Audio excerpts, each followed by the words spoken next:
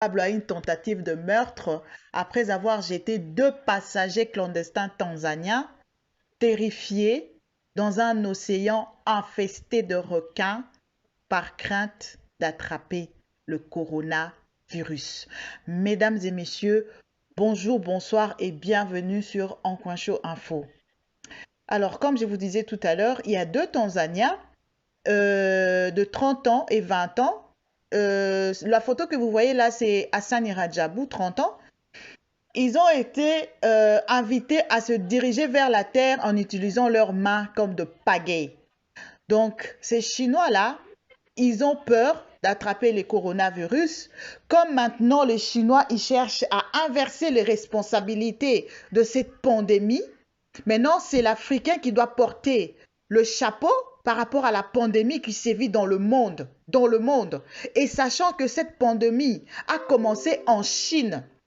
Et maintenant, on voit que c'est les Noirs, nous, Africains, qui devenons des virus. Non, non, non, non. Nous ne sommes pas des virus. Nous sommes des êtres humains. Ce n'est pas la couleur de notre peau qui va faire que nous puissions porter la responsabilité de cette pandémie. Non. Non, non, non, mes chers amis. Ça doit changer. Ça doit changer. Nous sommes une force. Nous, l'Afrique, nous sommes une force. Alors, si nous voulons que ça change, nous devons prendre nos responsabilités. Nous n'attendrons pas les dirigeants. Nous n'attendrons pas que quelqu'un vienne nous donner une leçon de morale. Non. Non, je suis vraiment outrée, je suis en colère. Parce que c'est que ces Chinois ont fait. Ils ont plaidé coupable. Écoutez bien. Ils ont plaidé coupable et ils ont écopé d'une amende de 5 000 $ pour le capitaine du cargo et 2 500 $ pour le membre d'équipage. Croyez-vous que cet argent-là ou ces amendes-là qu'ils ont écopées vaut la vie de ces 2 Tanzaniens? Est-ce que la vie humaine a un prix? Non. Non. La vie humaine n'a pas de prix. Imaginez ces jeunes gens au milieu de l'océan. Ils ont été jetés là où il y a, on dit que c'est l'embouchure de la rivière Tugela, donc c'est en Afrique du Sud. On dit que dans ces rivières-là, il y a de requins marteaux, de requins tigres et de requins taureaux. Et ces requins-là, ils sont connus pour chasser. Mais heureusement pour ces 2 Tanzaniens-là, ils ont